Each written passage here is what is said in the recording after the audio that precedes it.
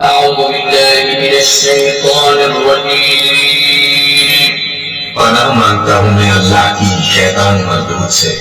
بسم الله الرحمن الرحيم شروع اللہ کے نام لے کر جو بڑا مہربان نہایت رحم والا ہے۔ السلام علیکم ورحمۃ اللہ وبرکاتہ۔ پیارے دوستو اور پیارے بھائیوں، دینی ویڈیو شروع کرنے سے پہلے دنیا کے تمام مسلمانوں سے گزارش ہے کہ آپ جہاں رہیں اپنی ڈیوٹیاں سر انجام دے رہے ہیں، جہاں جا رہے ہیں سدا خوش رہیں اور سرد و شاداب رہیں، آپ کے ماں باپ بہن بھائی بھی بچے سب سدا سلامت رہیں۔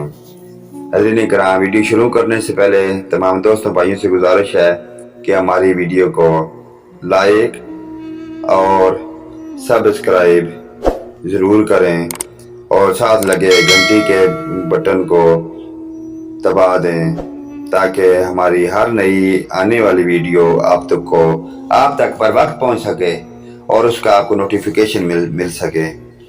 تو چلیے ناظرین، ویڈیو کی جانب چلتے ہیں۔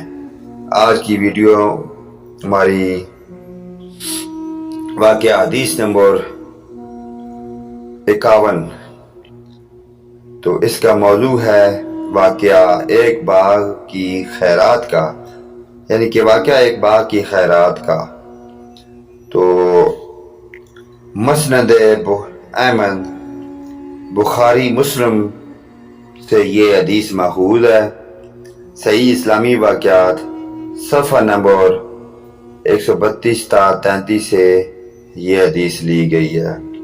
نحمدہ ونصلی علی رسولہ الکریم، اما بعد۔ اللہ پاک ہمیں نیک مال نیک کام کرنے کی توفیق عطا فرمائے۔ چلیے ناظرین، نیکسٹ ویڈیو کی جانب چلتے ہیں۔ حضرت انس بن مالک رضی اللہ عنہ سے روایت ہے کہ تمام انصار میں حضرت ابو طلحہ رضی اللہ عنہ سب سے زیادہ مالدار تھے۔ وہ تمام مال اور جائیداد میں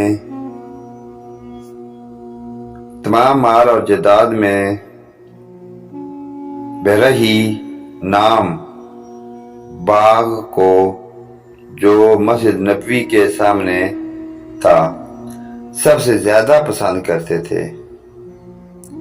حضرت صلی اللہ علیہ وآلہ وسلم بھی اکثر اس باغ میں جایا کرتے تھے اور اس کے کنویں کا عمدہ، اچھا اور لذیذ پانی پیا کرتے تھے۔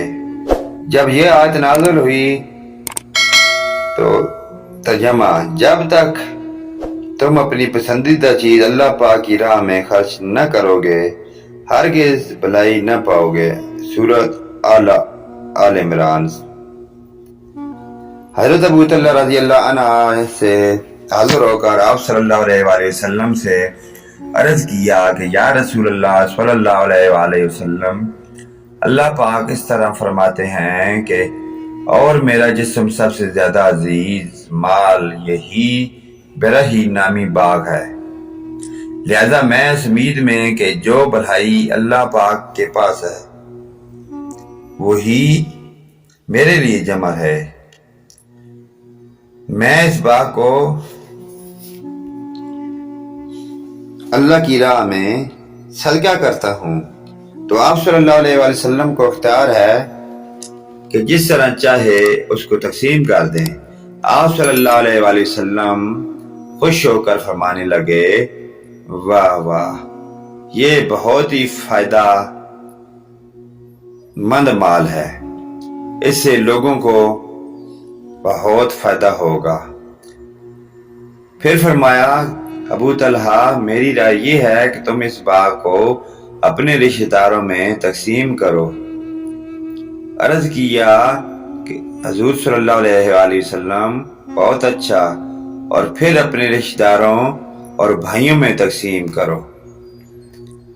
تو ناظرین کرام، آپ نے حدیث نمبر 51 واقعہ ایک باغ کی خیرات کا سنا کہ اللہ پاک کی طرف سے اپنی پیاری مخلوق کو جتنی بھی دنیا سے جا چکے ہیں اور جب تک دنیا قائم دائم ہے۔ اپنی مخلوق کو اللہ پاک کی ذات کی طرف سے یہی حکم ہے کہ آپ اپنی جو بھی آپ کو خوبصورت اور اچھی اور پیاری چیز لگتی ہے وہ اللہ کی راہ میں اس کو خرچ کریں۔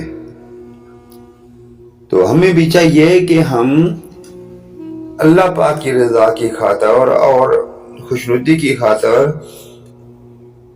اپنی دنیا میں بھی اچھے اور نیک اعمال کریں اور آخرت میں بھی اس کا اچھا اور نیک صلہ پائیں۔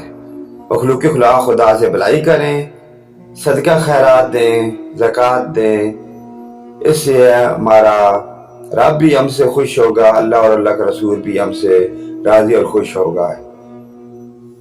تو دعا ہے کہ اللہ پاک ہمیں نیک اعمال، نیک کام کرنے کی توفیق عطا فرمائے اور آخرت کی فکر کرنے کی توفیق عطا فرمائے کہ ہم دنیا میں بھی نیک اعمال کریں اور اس میں بھی ہمیں ہمارے لیے اچھائی اور بھلائی ہو اور آخرت میں بھی اس کا اچھا اور نیک صلہ پائیں۔ اللہ پاک جزائے خیر عطا فرمائے۔ ناظرین کرام، نیکسٹ ویڈیو لے کر آپ کی خدمت میں ہم دوبارہ حاضر ہوں گے۔